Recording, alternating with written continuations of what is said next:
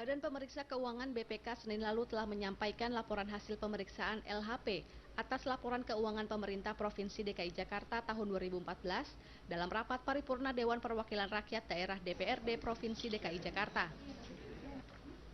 Dalam LHP disebutkan, laporan keuangan pemerintah Provinsi DKI Jakarta tahun 2014 kembali mendapatkan opini wajar dengan pengecualian WDP, yakni sama dengan LHP LKPP DKI Jakarta tahun 2013. Namun hal ini sempat membuat Gubernur DKI Jakarta Basuki Cahayapurnama kesal dan menyatakan standar BPK dalam memeriksa laporan keuangan tidak jelas. Mereka itu kayaknya ada satu prosedur, dia belum appraiser, dia berpikir harga NJOP udah pasti di bawah appraiser. Nah sekarang BPK anggap itu kelebihan bayar karena NJOP di belakang lebih murah daripada di depan. Nah pertanyaan saya, bisa nggak kamu beli di belakang? Masa sih rumah rakyat NJOP sama dengan di jalan rumah sakit?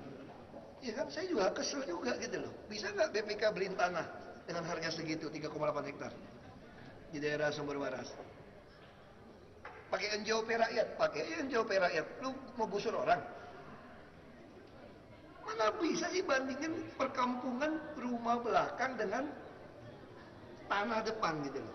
Cuma alasan nggak ada jalan masuk. Kan dia mau bagi jalan, kan kita yang menentukan waktu dia bangun rumah sakit, digabung dua. Kalau kita mau beli dua-dua nggak bisa.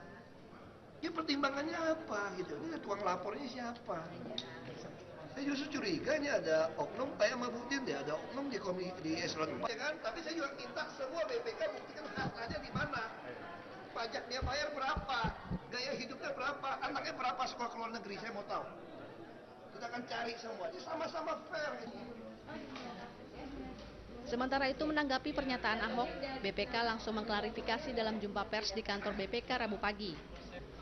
Kepala Biro Hubungan Masyarakat dan Kerjasama Internasional Yudi Ramdan Budiman mengatakan, hasil pemeriksaan BPK atas laporan keuangan Provinsi DKI Jakarta tahun 2014 telah melalui sistem pengendalian mutu yang sistematis dan terukur, sesuai dengan kompetensi dan mengedepankan profesionalisme sesuai dengan standar pemeriksaan dan ketentuan yang berlaku. Seperti yang saya jelaskan tadi, dalam pemeriksaan data dan informasi berarti dari yang diperiksa pihak ketiga maupun yang diperiksa dalam hal ini pemerintah daerahnya. Di proses itu tentunya sudah melalui proses klarifikasi dan konfirmasi.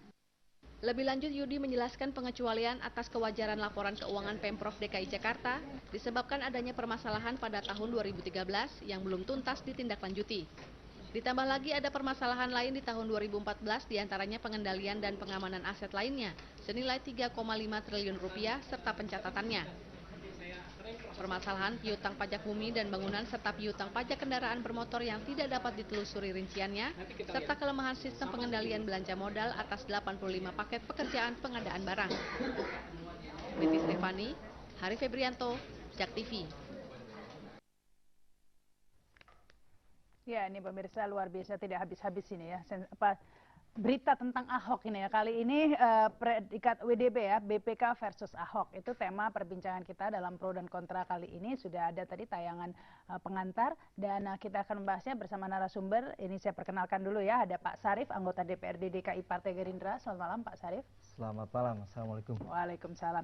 Kemudian Rahmat HS, Ketua Umum Forum Pemuda Betawi. Ya. Assalamualaikum. Dan kemudian Pak Dirgal Sinaga, Barisan Jokowi Presiden.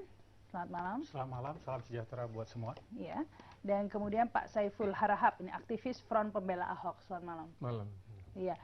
Saya ke Pak Sarif dulu deh ya, karena kan Ahok mempertanyakan banyak kejanggalan begitu loh dalam pelaporan tadi. Salah satunya Ahok tidak diberi kopinya, kemudian tidak diberi kesempatan oleh DPRD seharusnya kan, ini kan yang memberi kesempatan untuk bicara begitu kan pada saat. Baik, ini Pak Gubernur memang mengatakan itu tidak berikan kopi ya. Kedua, tidak berikan kesempatan untuk memberikan tanggapan dalam paripurna. Paripurna yang diselenggarakan kemarin itu Senin, sesungguhnya adalah sesuai dengan ketentuan yang ada, itu hanya acaranya tunggal.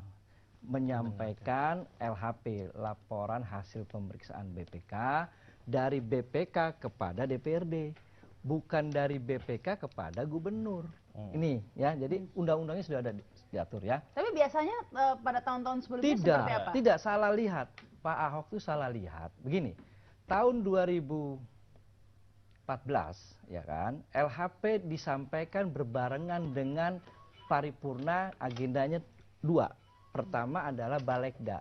Jadi ketika LHP disampaikan dari BPK kepada DPRD, kemudian ada jeda 5 menit, pimpinan DPRD mempersilahkan Ketua Balegda menyampaikan agenda. Kemudian penyerahan dokumen. Pada saat itu Pak Ahok melihat ternyata itu dokumen diberikan kepada gubernur, padahal tidak, yang diberikan adalah dokumen ya prolegda dari Balegda kepada gubernur, beda. Saat ini ya, kemarin yang dilaksanakan Senin itu adalah agendanya tunggal. Jadi saya sudah konsultasi dan bicara dengan Setwan ya, sebagai penanggung jawab penyelenggara. Dia katakan bahwa dulu 2014 betul agendanya 2. Pertama ya kan, LHP BPK, kemudian Balegda. Secara bersamaan Ketua DPR menyampaikan dokumen, itulah dilihat kok dapat tempat. Padahal bukan, itu adalah bukan seperti itu kebiasaan yang bukan, tidak seperti itu. Nah, jadi harus diklarifikasi, yang disampaikan saat itu bukan dokumen LHP BPK tahun 2012. Yang disampaikan adalah dokumen prolegda. Saat itu melihat, loh kok dikasih? Nah, sekarang berbeda itu. Jadi bukan yang diserahkan bukan dokumen LHP. Nah, sekarang masalahnya adalah sudah betul prosedurnya seperti itu. Nah, dan kita juga sudah mengetahui tanggapan dari BPK, seharusnya gubernur menanggapi dalam kesempatan yang berbeda, bukan dalam forum itu, bukan. Ada waktunya 60 hari untuk memberikan tanggapan. Perbaikan, catatan-catatan yang sudah diberikan oleh LHP. Ada mekanismenya sebenarnya. Ada mekanisme sendiri. Ini kok lagi-lagi mungkin ke Pak Saiful. Pak Saiful dulu ya, bahwa seringkali Ahok ini marah-marahnya dulu begitu ya, seperti dikatakan tadi. Sebenarnya bukan, mungkin salah lihat. Yang kedua, ini juga ada mekanisme tersendiri begitu, bukan ke wartawan begitu kan, ada mekanisme yang disampaikan keberatannya. Ya, kita nggak tahu persoalan yang ada di sana, tapi secara awam, lalu laporan itu kalau tidak diberikan ke gubernur seperti apa gitu, itu saja bayangan kita. Sebelumnya kami sudah sempat wawancara ketua BPK, diberikan kepada Sekda pada hari setelahnya, bukan pada kesempatan itu begitu. Jadi memang pertama diserahkan ke DPRD dulu, setelah itu diserahkan gubernur di kesempatan yang berbeda begitu Pak, sudah disampaikan. Ya, itu mekanisme yang ada, tapi mungkin Ahok mendengar bagaimana persoalan yang ada dimunculkan ketika LHP itu diterima DPRD. Nah, mungkin saya tidak tahu mekanismenya juga, apakah ketika laporan itu diterima, lalu DPRD bisa mengumbar apa yang ada? Tidak. Lalu dari mana Ahok bisa tahu ada pernyataan bahwa ada rinci-rincian? Ini kan disampaikan, saya bawa ya lembar kopinya. Jadi BPK itu mengkopi pengantar kemudian dibagikan kepada paripurna, ya kan? Dan dibacakan. Jadi secara wartawan sendiri mencermati pidato kepala BPK itu satu persatu, oh hasilnya seperti itu, dan ini dibagikan itu baru hari berikutnya. Artinya apa? Memang Pak Ahok ini cukup cerdas. Saya cukup cerdas menangkap pidato itu secepat itu. Saya sendiri, teman-teman belum bisa mengomentari apa yang disampaikan LHP BPK itu. Apakah perlu seorang ketua BPK menyampaikan hal itu di forum umum? Iya, itu sudah sesuai dengan Undang-Undang nomor 16 tahun 2004. Itu disampaikan. Jadi disampaikan kepada paripurna DPRD. Iya, Pak Dirgal, ini mengapa Ahok selalu oknum lagi nih? Karena kan ditanyakan jangan-jangan ada oknum ini selalu oknum begitu kan? Iya. Saya kira kalau kita melihat secara menyeluruh karakter seorang Ahok, spirit yang ingin disampaikannya ke publik adalah bahwa di Republik ini tidak ada satu lembaga negara pun steril terhadap penyelewengan atau juga penyalahgunaan kekuasaan.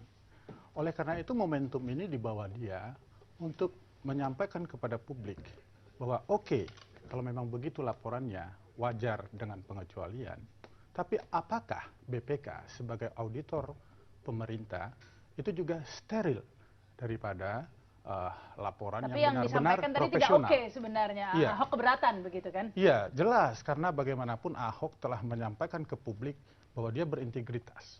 Dia siap diperiksa, baik juga dia telah menantang untuk melakukan pembuktian terbalik.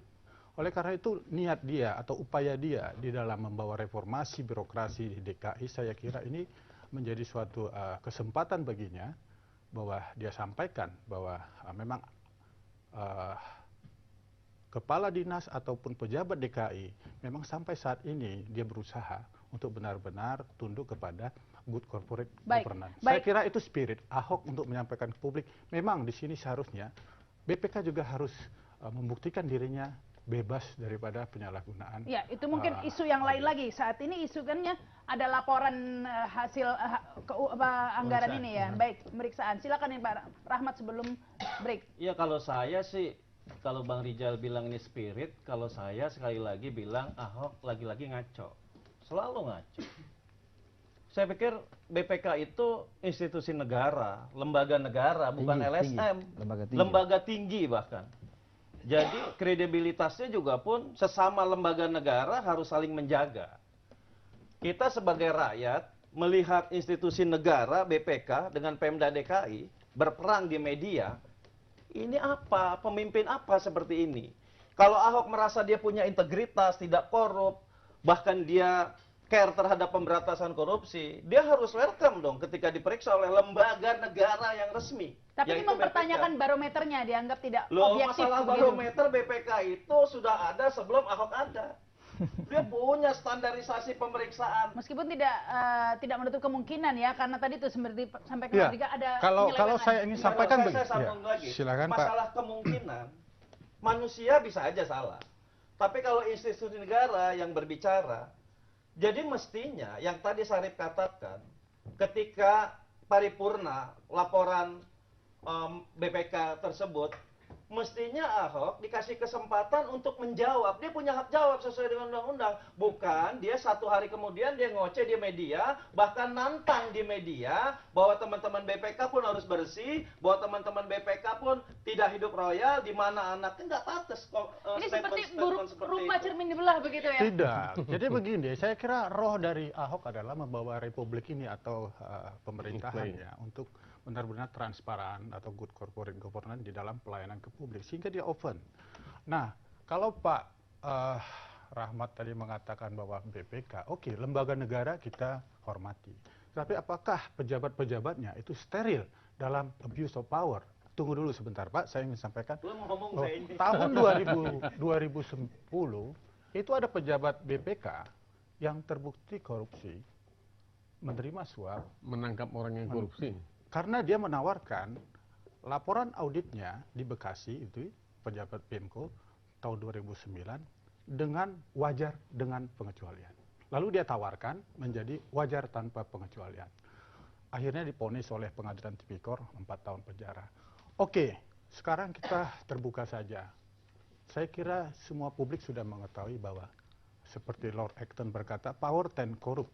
Kekuasaan itu cenderung korup. Baik, tidak Oleh menutup karena itu, kemungkinan kan ada tidak- permainan seperti itu. saya kira begitu. sah-sah saja Jadi wajar kalau publik dikritisi untuk oleh Ahok. membuka Enggak semuanya. masalah kritisi wajar, cuman kita nih sebagai rakyat ngelihat institusi negara nih berbeda pendapat dalam suatu forum, sehingga masyarakat seperti kita nih menanyakan mana integritas mereka. Kalau misalnya tadi Bang Rijal bilang orang KPK pun pasti tidak bersih, maksudnya orang BPK pun pasti tidak bersih lah. Ada juga yang korup segala macam. Itu domainnya berbeda. BPK tugasnya memeriksa. Ketika Ahok diperiksa karena memakai uang negara, dia harus care. Ikuti aturan. Nah, ketika BPK nanti suatu saat umpamanya ada temuan dia terima suap dalam rangka hasil daripada laporan tersebut, itu juga urusannya domainnya lain lagi. Itu urusan KPK, urusan polisi. Tugas Ahok sebagai Pemda DKI, sebagai gubernur Harus taat aturan harus begitu ya. taat aturan Baik. sesuai dengan Kita harus break dulu. aturan Kita BPK, karena lanjutkan yang lagi. meriksa BPK. Iya, baik pemirsa, pro dan kontra akan kembali setelah pesan-pesan berikut ini. Masih membahas masalah BPK versus Ahok ini terkait LHP dengan hasil wajar dengan pengecualian. Inilah yang Ahok tidak terima begitu ya. Pak Dirga, sebelumnya hari Selasa kami sempat wawancara dengan Ketua BPK, dikatakan bahwa sebelum disampaikan hasil LHP ini diberi kesempatan dulu ini kepada gubernur untuk mengajukan keberatan begitu atas hasilnya ini. Mengapa tidak menggunakan mekanisme-mekanisme yang ada daripada bermain oknum seperti ini begitu kan? Iya, sebenarnya setelah disampaikan ada waktu 60 hari ya untuk memperbaiki, karena ini kan wajar dengan pengecualian supaya masyarakat paham bahwa sebagai auditor pemerintah, BPK auditornya menyampaikan bahwa ada sebagian besar daripada laporan keuangan dari pemerintah DKI itu bebas dari kesalahan materi, ya sebagian besar, hanya sebagian kecil, yaitu yang disebut tadi tentang masalah STNK, piutang, ya terhadap PBB juga, maupun juga masalah tentang aset. Nah, tetapi yang mau disampaikan ke Ahok adalah saya clean, saya berusaha telah membuka kepada publik, kepada seluruh masyarakat Jakarta, saya inginkan pemerintahan ini benar-benar tidak boleh sepeser pun dicolong. Nah, Ahok terkejut, surprise, mengapa?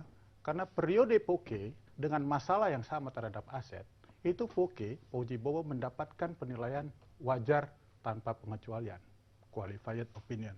Ini membuat Ahok bertanya-tanya, publik bertanya-tanya, standarnya mengapa berbeda? Nah, sekali lagi kita tentu tidak akan menggeneralisir bahwa BPK semuanya bisa menggunakan penilaian itu untuk mengobral, Untuk transaksional juga. transaksional, karena kita melihat ini Sudirman Said ya, seorang anggota pengurus Ikatan Akuntan Indonesia pernah mengatakan bahwa WTP, opini dari BPK telah disalahgunakan seolah-olah menjadi jualan daripada pejabat publik Diperjualbelikan kepada pejabat kepada warganya dengan mengatakan bahwa pengelolaan keuangan, perhatikan, saya benar-benar berhasil. Baik. Saya kira ini yang harus kita Ini buka ditanggapi Pak bersama. Sarif. Ya, jadi gini, kalau saya sih melihatnya seperti ini ya. Jadi apa yang disampaikan oleh BPK adalah hasil kerja lembaga tinggi negara, ya kan? Baik format maupun substansinya. Kemudian Pak Gubernur mengomentari di luar yang dipersoalkan formatnya dan substansinya. Ini seperti APBD waktu itu ya. Jadi pada waktu APBD 2015 disampaikan kepada Mendagri, dikoreksi, Ahok berdalih hanya kesalahan format. Dan mau dibetulin, akhirnya disupervisi oleh Kemendagri. Harapan saya terhadap persoalan ini, komentarilah, tanggapilah persoalan format dan substansinya. Bukan malah menyerang balik Iya, gitu ya? bukan menyerang Dan balik. tidak di media. Dan itu kan kontraproduktif artinya. Persoalan misalnya bayang-bayang atau tuduhan, indikasi lain-lain terhadap keraguan integritas BPK, silakan Lain lagi didalami lain persoalannya. lagi. Bentuk tim untuk selidiki BPK. Ini berbeda persoalannya. Jadi Atau ya dibuktikan saja karena Iya. BPK memberi kesempatan Iya. ya. Betul. Jika ada Seperti- dokumen-dokumen Betul. membuktikan bahwa BPK Betul, salah. betul. Gitu kan? Karena itulah DPRD dalam konteks ini, DPRD akan menggunakan haknya juga, ya kan? DPRD diatur di dalam ketentuan juga harus melakukan monitoring, ya, melakukan pengawasan terhadap LHP, ya kan?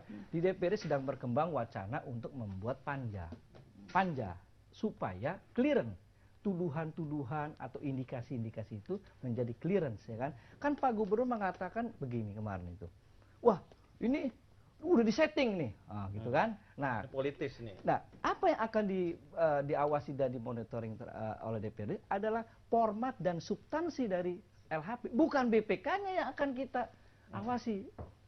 Format dan substansi LHP-nya itu, terutama ya, saya ingin menyoroti poin penting ini yang sampai hari ini saya bersyukur sekali tadi pernyataan Pak Gubernur, lebih baik pembelian lahan di Rumah Sakit Sumber Waras dibatalkan, itu apresiatif sekali pernyataan, daripada menimbulkan kontroversi yang panjangnya. Nah, sedikit-sedikit tuh saya lihat Pak Gubernur sudah menanggapi merespon baik, artinya ya kemarin mungkin emosi kali ya, saya lihat emosi. Tetapi kalau dilihat silakan Pak. Ya kalau saya sih ngelihat kalau gubernur kita begini terus sampai satu periode, kapan membangun Jakarta itu kapan?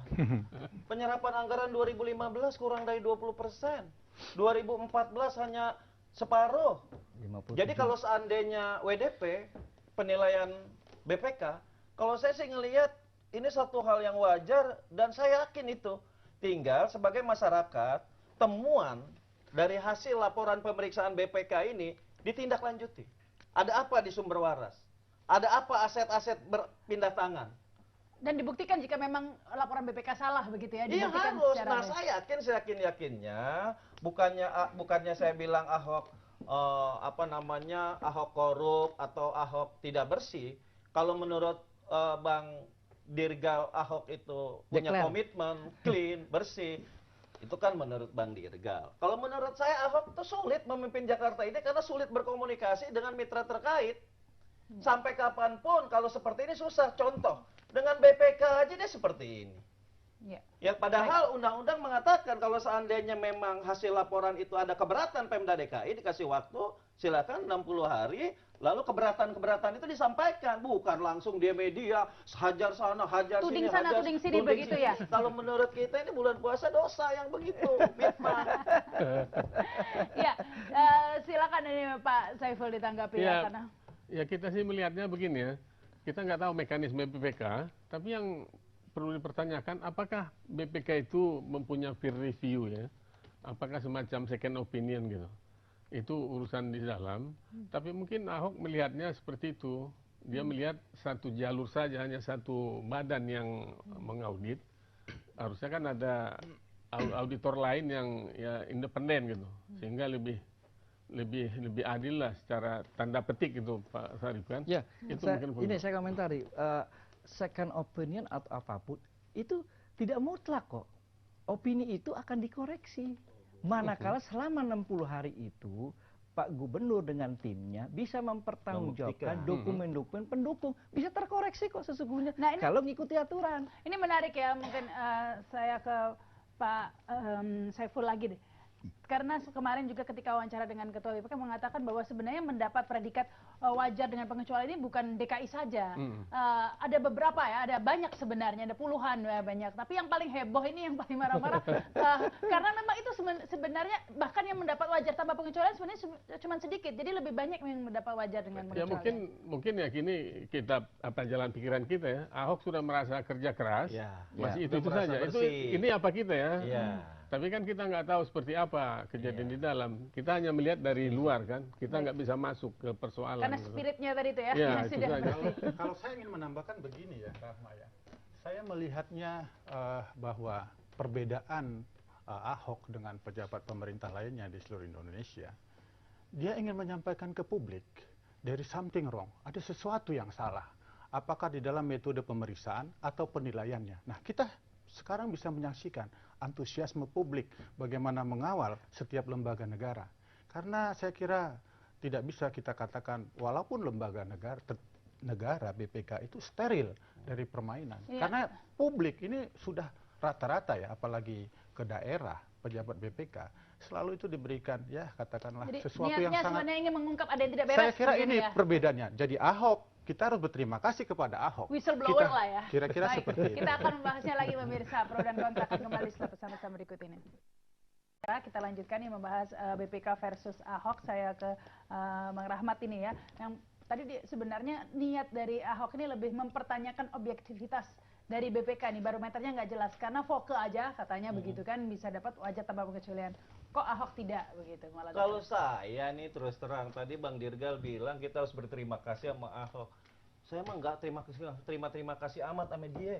Menurut saya sampai saat ini nih, menurut saya tidak ada prestasi Ahok menjadi gubernur atau wagub yang benar-benar bisa dirasakan oleh masyarakat, khususnya masyarakat Jakarta. Banyak tuh pembangunan di Jakarta, di jalan-jalan. Ya gitu pembangunan.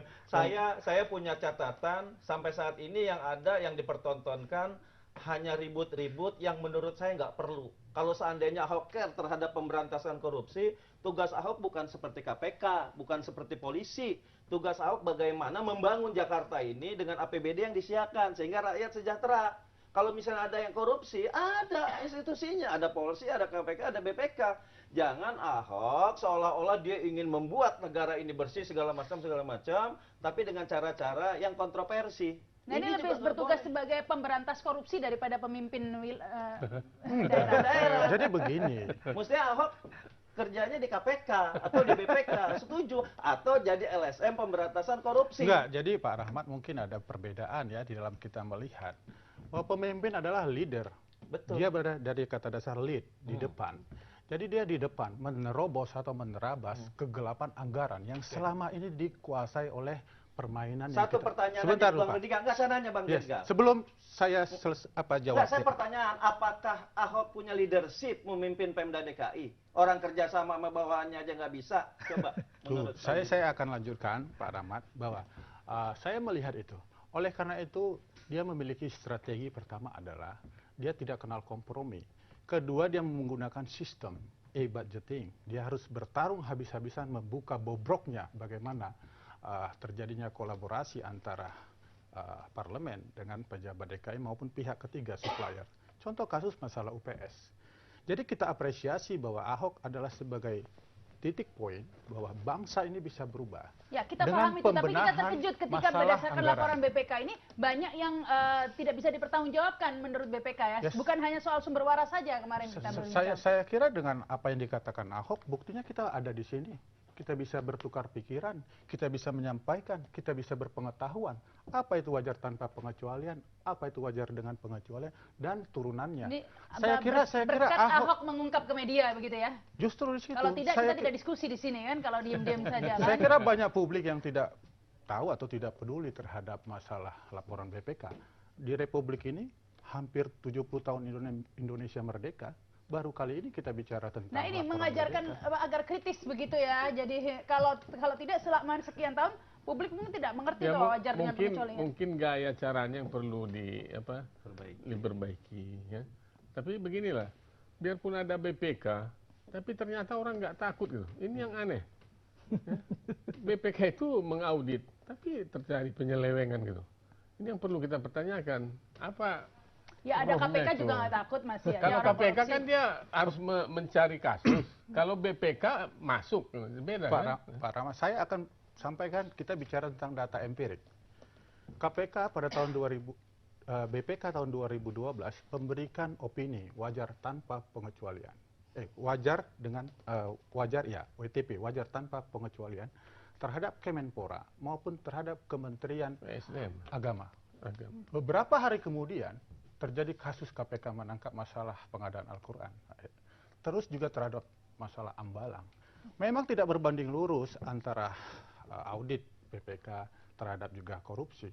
Tetapi publik juga bertanya, kalau begitu lembaga pengawas atau auditor ini bagaimana dia menyampaikan?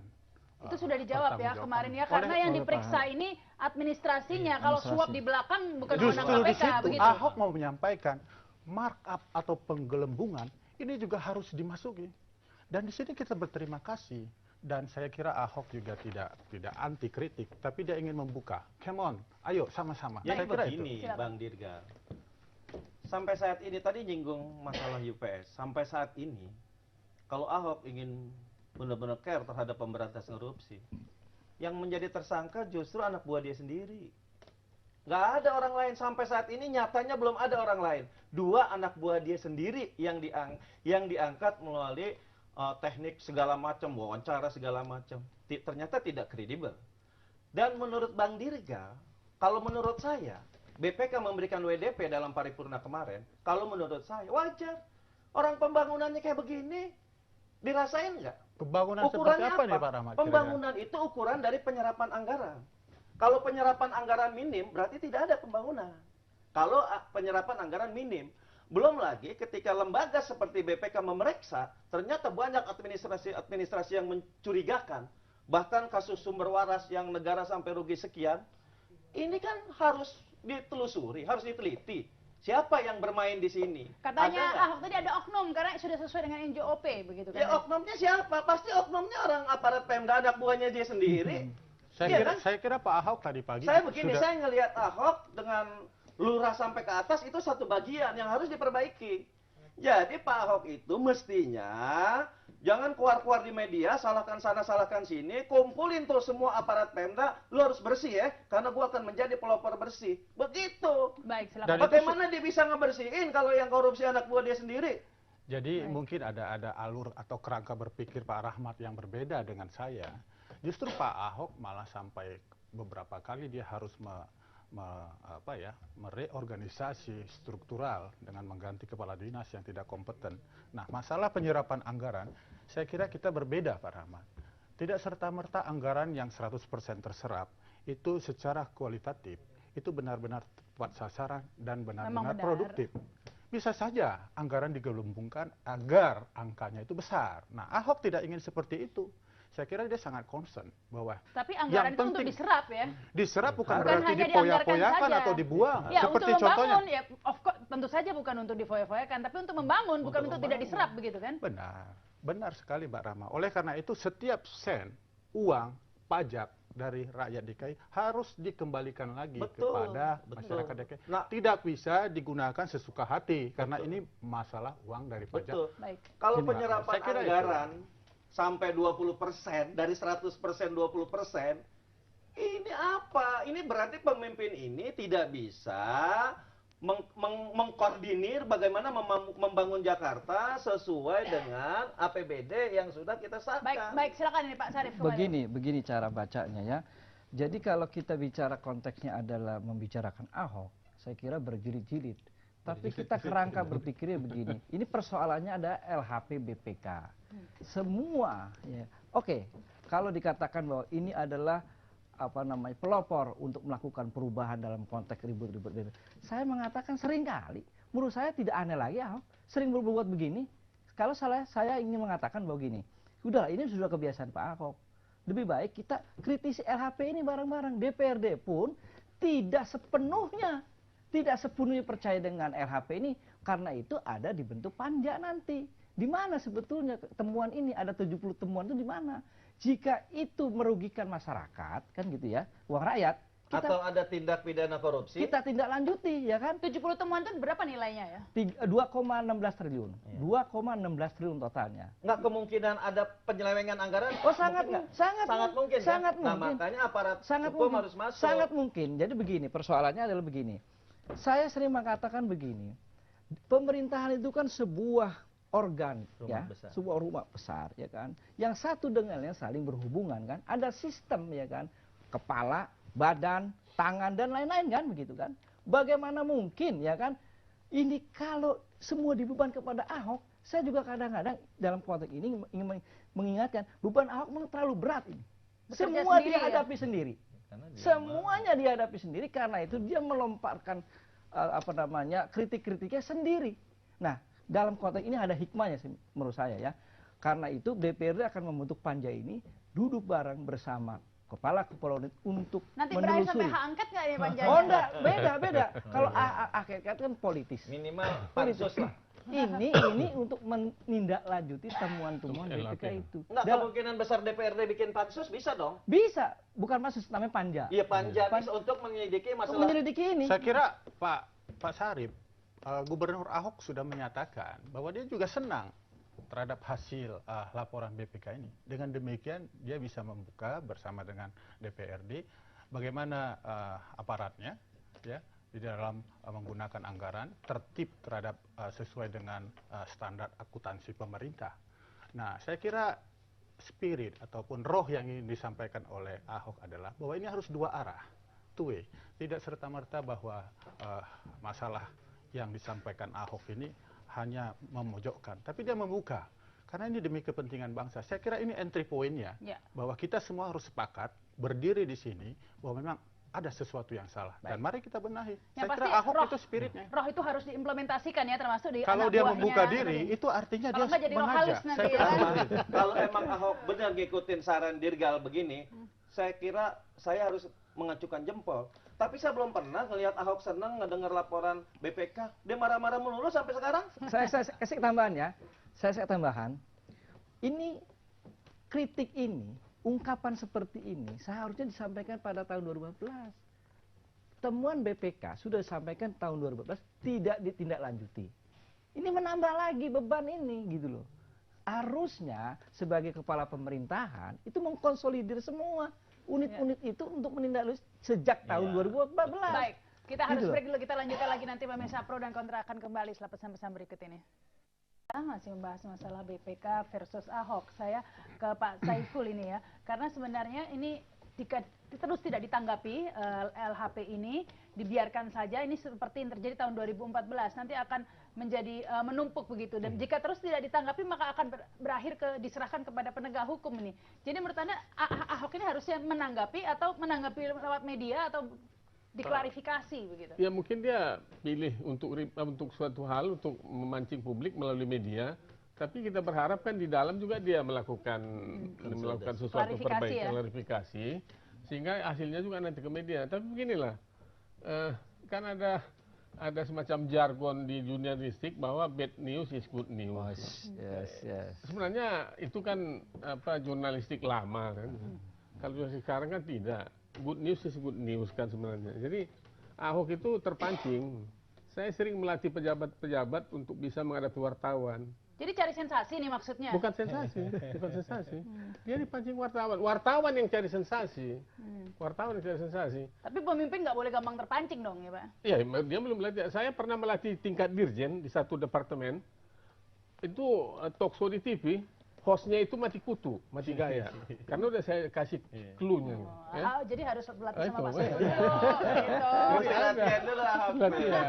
Harus menghubungi Pak Sarip. Iya itu masalahnya. Jadi kita berharap, ya seperti kata Pak Sarip tadi, Ahok juga walaupun dia berkuar-kuar ya, tapi ke dalam tetap ini. Harapan kita seperti itu. Baik, silakan ini Pak Dirga. Ya, saya tidak melihat masalah karakter ya, harus mengikuti selera pasar. Karena saya kira kesantunan juga bukan dari refleksi keberingasan atau penipuan dan sebagainya. Itu bisa jadi apa? Ya bukan selera pasar, tapi norma masyarakat gitu loh. Bukan ukurannya pasar. apa? Karena apa? Kemarahan terhadap kebobrokan itu harus kita apresiasi. Kemarahan terhadap kesalahan kita harus apresiasi. Yang beratnya adalah santun memuji terhadap kesalahan. Nah, ini ada pola pikir yang terbalik di masyarakat kita. Sehingga seorang sosok yang unik dari Ahok, kita terkejut. Padahal di negara luar, di Korea Selatan, di Jepang, maki-makian itu biasa. Yang penting adalah substansi, bukan personal. Nah, substansinya ini juga masih dipertanyakan begitu kan ya. Silakan Pak. Sama, Bang Dirgal ini sama Ahok sama. Jadi apa artinya santun kalau korup, begitu kan? Lalu lebih baik kita marah-marah segala macam tapi clean. Tidak korup gitu loh. Padahal yang namanya Ahok ini lagi diuji, clean-nya itu kan menurut pasar, bukan clean menurut dia. Apakah dia benar-benar clean atau tidak? Nah, BPK ini sudah membuktikan.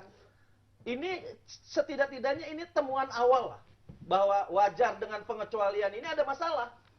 Nah, oleh karena itu kan ada masalah, bagusnya diperbaiki 60 hari. Nanti setelah selesai kalau nggak ada apa-apa, ke publik lagi. Bukannya dia langsung marah-marah, yang menurut Bang Dirgal itu wajar-wajar saja. Nggak, ingin mengungkap ketidakadilan itu, permainan-permainan yang di BPK. mengungkap ketidakadilan ini negara, ada aturannya. Ya. Kalau keberatan ada aturannya, tidak keluar-keluar di media Tapi publik. Pak Sarip sudah menjadi rahasia umum ya, permainan-permainan cincai begitu ya. ya. Satu hal lagi saya yang belum selesai. Bongkar pasang pejabat Pemda. Nggak mungkin menghasilkan sesuatu yang bagus. Sampai sekarang bongkar pasang itu masih ada. Bongkar pasang dalam artian kita yang korup kita ganti, segala macam kita ganti. Sekarang nih kita buktikan satu aja di PU. Di PU Tata Air yang baru diangkat tanpa proses macam-macam terindikasi korupsi, sudah dipanggil sebagai saksi. Jadi rakyat sedang menilai bahwa konsep Ahok itu benar-benar atau enggak. Ya. Apakah konsep ini dia panik atau dia tidak punya ukuran-ukuran yang bagus gitu, sehingga mumpung dia jadi gubernur seenaknya aja, kan bisa aja begitu dia. Baik, silakan ya Pak Sarip. Kalau saya tadi saya katakan, saya tegaskan lagi ya, saya pada posisi sudah hampir 2 bulan ini bisa mengatakan statement, kebijakan dan perilaku Ahok buat saya itu sudah tidak aneh dan tidak mengejutkan. Ahok itu bukan barang baru, sudah biasa, menurut saya sudah biasa, dan masyarakat seperti pernah Pak Hardi kemarin mengatakan juga budayawan, masyarakat sepertinya sudah terbiasa, begitu ya. Nah karena itulah saya mengajak masyarakat tidak terbiasa. Jangan kita berdebat, masyarakat sudah biasa, jangan mengklaim saya tidak terbiasa. Bukan orang-orang. Maksudnya begini, kita jangan, tak biasa. Ya bukan, jangan terpancing reaktif. Masyarakat itu sekarang, menurut Pak Hardi ya, budayawan itu, saya pada satu sisi sependapat, sepertinya masyarakat sudah biasa. Maksud saya dalam keadaan seperti itulah saya mengatakan beban Ahok ini berat. berat sekali. Semua ingin ditanggulangi sendiri. Baik. Itu poinnya ya, poinnya. Karena itulah, karena dia kan sebetulnya menyadari bahwa pemerintahan ini adalah dua kotak. Gubernur dan DPRD. Sama-sama. Ini yang salah. Tidak dibaca oleh Ahok dengan cermat dan teliti. Dalam konteks itu wartawan ya agak melenceng. Di dalam pemerintahan tidak disebutkan bahwa DPRD juga sebenarnya kena tembak kan dalam konteks LHP. Oh iya, ini. pengawasan, pengawasan ada. Itu ada. tidak muncul seolah-olah hanya Ahok aja Iya, yang itu sasaran. yang saya katakan tidak aneh buat saya, tidak aneh buat Karena yang meledak-meledak tidak aneh karena sudah terbiasa. Baik. Yang saya maksud adalah ketika berulang kali pola seperti itu, ya kan, kita nanggapi santai kok sekarang. Ayo kita bikin panja. Kita sebut pola oknuminisasi gitu kali ya. Baik, kita akan kembali sama-sama berikut ini pemirsa. Ya, Anda kembali bersama kami dalam Pro dan Kontra. Ini segmen terakhir, jadi langsung closing statement. Silakan Pak Dirgal dulu. Ya, saya ingin menyampaikan kepada kita semua bahwa saya berpikir positif bahwa ada dua hal yang ingin disampaikan ke Ahok, baik ke dalam maupun juga keluar. Keluar itu adalah dia ingin menyampaikan bahwa BPK sebagai lembaga auditor pemerintah juga harus melakukan perbaikan. Tidak serta-merta bahwa setiap laporan auditor daripada BPK itu steril terhadap penyalahgunaan ataupun permainan atau kong kali kong. Karena dia bisa berubah dengan tawaran-tawaran. Seperti kasus di Bekasi. Itu dari wajar dengan pengecualian, ditawarkan, apabila membayar, itu bisa mendapat wajar tanpa pengecualian. Nah, itu yang pertama. Jadi BPK juga, Ketua BPK Pak Hari Ajar Aziz, bekas dari Golkar, anggota DPR sebelumnya, dia juga harus mau membersihkan auditor di BPK. Yang kedua, Pak Ahok juga, dia tadi pagi kalau kita baca, dia menyampaikan bahwa ini saatnya juga saya melihat temuan BPK ini untuk mengkoreksi apakah ada masalah sistem administrasi pembukuannya, sehingga dengan demikian Pak Ahok menyampaikan bahwa saya ingin ada perubahan sistem di dalam laporan dari berbasis kas menjadi berbasis akrusial. Saya kira sistem artinya introspeksi diri juga begitu ya. Saya kira ini niat baik dari Pak Ahok sebagai Gubernur DKI untuk merubah sistem dan memperbaiki daripada sistem laporan keuangan pemerintah DKI. Akan diperbaiki tampaknya ya. Silakan Pak Sarif. Ya, jadi saya sebelum ke sana, ya kan, jadi Ahok itu membaca sekali lagi harus membaca format dan substansi dari LHP. Jangan ditarik ke sana ke sini gitu. Urusan pilgub lah, urusan oknum lah. Ini persoalannya ada format dan substansi dari LHP BPK. Jika ini ya ditekuni oleh Ahok, mengkritisi, menyikapi LHP BPK secara benar, maka menjadi pembelajaran yang baik. Tetapi kalau kemudian menyikapi dengan cara serampangan seperti ini, saya kira hasil tidak baik. Harapan Pak Dirga sebagai pembuka perbaikan menurut saya nonsen jika dimulai dengan cara seperti ini. Baik, silakan nih Pak Saiful. Ya, itu tadi mungkin kita juga perlu pembelajaran ya ke media bahwa hal-hal yang berkaitan dengan Pemda itu juga merupakan hal bagian dari DPRD. Itu yang sering luput. Jadi Ahok pun juga harus menarik DPRD ke persoalan itu. Ini kan dia jalan sendiri. Nah, iya. Itu yang perlu. Jadi ada sebenarnya hal-hal yang luput dari perhatian kita. Jadi Ahok sudah terlalu lama sendiri nih ya. Tadi lah single fighter, Pak. Baik, silahkan Pak Rahmat. Ya, kalau saya sudah melihat Ahok hampir 5 tahun, Bang Saiful, Bang Dirgal. Saya sudah cukup mencermati bagaimana kinerja dia, apakah dia punya prestasi atau tidak. Saya tidak ada niat sekarang, di bulan suci Ramadan ini, demi Allah tidak ada niat mendorong ke sana ke sini untuk menurunkan Ahok. Walaupun kemarin-kemarin pengen banget. Sekarang saya pengen Ahok mulus sampai 2017. Bahkan saya pesan sama Ahok, bikin prestasi, berkarya untuk masyarakat Jakarta. Jadinya Ahok aja sejarah. Kalau Ahok bisa berprestasi dalam setahun ini luar biasa. Hilangkan pikiran mau maju lagi di pilkada mendatang. Karena saya yakin keluarga saya dan teman saya tidak akan memilih Ahok. Oleh karena itu berprestasilah dalam waktu setahun ini. Kalau berprestasi dipilih lagi nggak? Enggak, maksud saya kalau dia prestasi setahun ini agak mending, agak siapa? ringan. Tapi kalau seandainya udah setahun lagi tidak berprestasi, Ahok mencatat sejarah jelek di Jakarta ini. Jangan mimpi bisa dipilih, bisa mengumpulkan KTP, ada teman Ahok segala macam, bisa maju lewat Minimal dapat independen. KTP-nya Pak Dirgal lah. Ya, Dapat kita sekarang Pak bekerja, Saiful, ya. bekerja orientasinya untuk kepentingan rakyat. Kalau punya keinginan untuk memberantas korupsi, kalau nanti keburu kagak jadi gubernur lagi, masih ada KPK, masih ada BPK, masih ada masyarakat, dan masih ada saya mengawasi siapa saja yang korupsi uang negara. Jadi nggak usah khawatir Pak Ahok. Prestasi, busway benerin, yang banjir benerin, jalan-jalan benerin, yang mau mudik nih gimana caranya supaya tidak terjadi kecelakaan. Itu aja yang penting. Iya, bahaya. Terakhir Mbak, Ya, jadi silakan. setelah ini kan, ini akan terjadi rentetan peristiwa kan, DPRD ya kan akan melakukan yang namanya pembentukan panja, menjadi jilid-jilid pertarungan lagi. Maksud saya, ingin saya katakan bahwa tugas DPRD adalah pengawasan, ya kan, memonitoring dan mengawasi LHP ini. Nanti ada kritik-kritik yang kadang-kadang pedas, semua disampaikan sesuai dengan undang-undang saya kira. Dan masyarakat saya kira harus memaklumi tugas-tugas DPRD itu. Baik, terima kasih nih Pak Sarif, Pak Rahmat, Pak Dirga juga Ya, Pak Saiful. terima Pemirsa, kasih, demikian terima pro kasih. dan kontra saya Rahmat Sarita. Selamat malam, sampai jumpa.